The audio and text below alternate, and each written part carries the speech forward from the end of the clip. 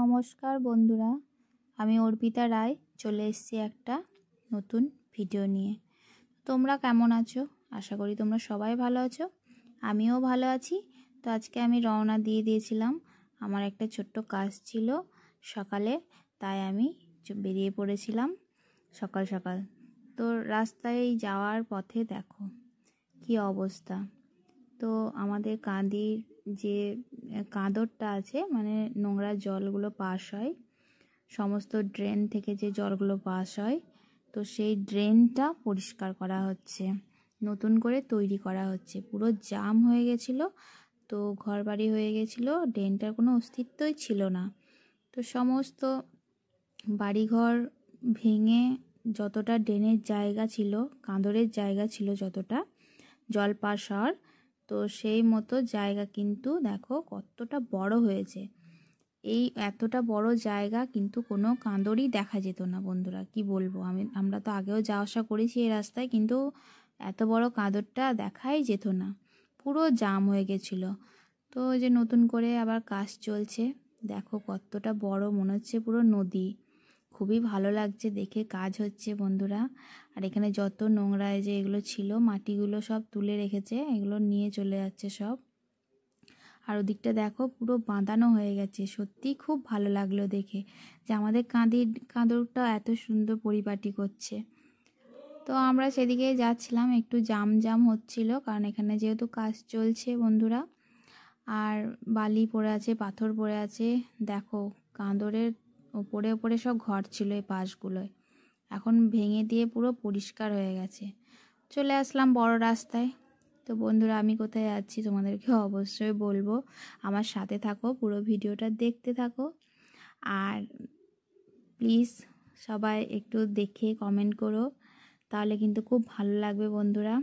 এই হচ্ছে আমাদের কাঁদির রাস্তা, কালীবাড়ি যাওয়ার রোড। তো দেখো বন্ধুরা, আমি চলে এসেছি SBI ব্যাংক, কারণ আমার একটু গুগল পেতে প্রবলেম হচ্ছিল, তাই আমি একটু খোঁজ নিতে এলাম যে কি অসুবিধা। তো এখানে এসে দেখছি দেখো কি ভিড়।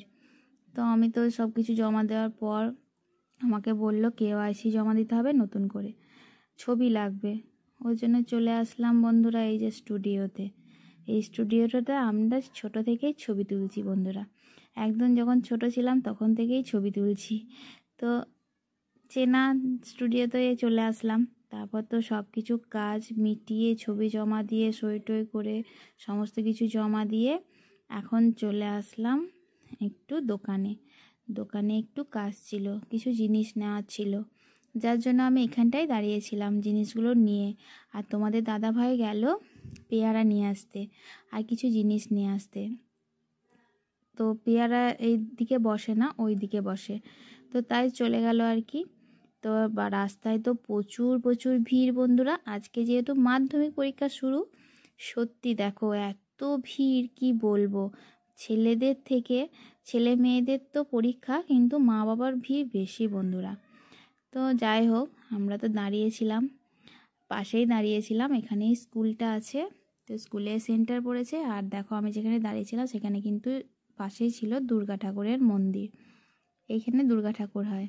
তাই দেখো ছবিটা কত সুন্দর আর্ট করা আছে, মহাদেবের আর পার্বতী, তাই আমি একটু তুলে নিলাম। আর এখানেই আমি দাঁড়িয়ে আছি বন্ধুরা। এদিকে ঠান্ডা লাগছিল, কিন্তু প্রচণ্ড রোদও ছিল। তোমার দাদাভাই দেখো খাওয়ার জন্য পেয়ারা নিয়ে চলে এসছে, তা মাখিয়ে, তাই একটু আমি খাচ্ছিলাম। আর এদিকে কানুর জন্য একটা পেয়ারা নিয়ে আসলো, কারণ কানুর তো পেয়ারা ভরা থাকে অলরেডি ফ্রিজে।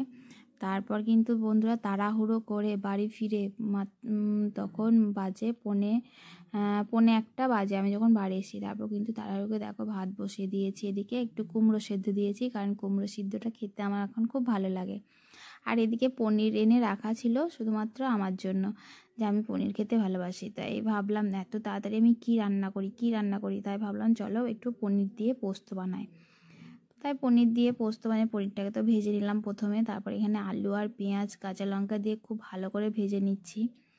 আর বন্ধুরা, সত্যি কথা বলতে পোস্ত কিন্তু আমরা অতটাও ভালো রান্না করতে পারি না, আমার মা কিন্তু পোস্ত রান্না করতে খুব ভালো পারে, সত্যি বলছি।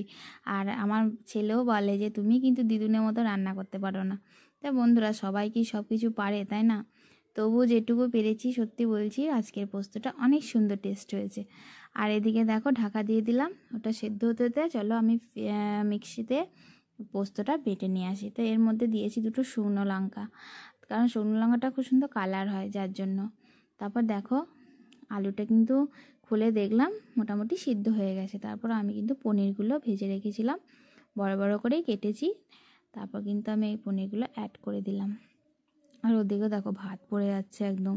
বন্ধুরা আজকে কিন্তু ভাতটা পুরো পুরো গলে গেছে জানো তো, ভিডিও করতে করতে ভাতটা ঠিকঠাক টাইমে নামানো হয়নি। চলো এবার মিক্সিতে দেখো সবাই কিন্তু মিক্সিতে বাটে না পোস্ত, আমি কিন্তু মিক্সিতেই বাটি, খুব সুন্দর বাটা হয়। এই যে শুকনো লঙ্কা আর পোস্ত একসাথে দিয়ে আমি কিন্তু শুকনোতে প্রথমে ঘুরিয়ে নিয়েছিলাম, তারপর কিন্তু সব যে গুঁড়ো গুঁড়ো হয়ে গেছিলো তারপর আমি জল দিয়ে তা ভালো করে ঘুরিয়ে নিয়েছি। দেখো এত সুন্দর বাটা হয়ে গেছে। শিলনোড়াতে সত্যি বন্ধুরা আমরা কিন্তু আর বাটতে পারি না সেরকমভাবে, তাই মিক্সিতে সব কিছু বাটার চেষ্টা করি। তো এখানে আমার তো পোস্ত কিন্তু একদম দেখো রেডি, আর একটু ফুটলেই কিন্তু হয়ে যাবে বন্ধুরা পনির পোস্ত। সত্যি অনেক সুন্দর টেস্ট হয়েছে। তা তোমরা কারা কারা এভাবে রান্না করো পনির পোস্ত একটু অবশ্যই আমাকে কমেন্ট করে জানিও। আমি তো প্রথমবার রান্না করলাম, বেশ ভালোই টেস্ট লাগলো। তো বন্ধুরা সবসময় তো পনিরটা মশলা দিয়েই খাওয়া হয়, এভাবে তো খাওয়া হয় না, তাই এভাবেই একটু চেষ্টা করলাম রান্না করার। আর এদিকে আমার ছেলের জন্য ছিল ডিম সিদ্ধ আর ডাল, ধনেপাতা টমেটো দিয়ে একটু ডাল ছিল। তো আজকে তো এইটুকুই রান্না করেছি হয়েছে তাড়াহুড়ো করে বন্ধুরা। তো কেমন লাগলো অবশ্যই আমাকে কমেন্ট করে জানিও। আর সবাইকে অসংখ্য ধন্যবাদ যারা যারা আমার ভিডিওটা দেখছো। ভালো লাগলে অবশ্যই লাইক কমেন্ট করো। Tata bye.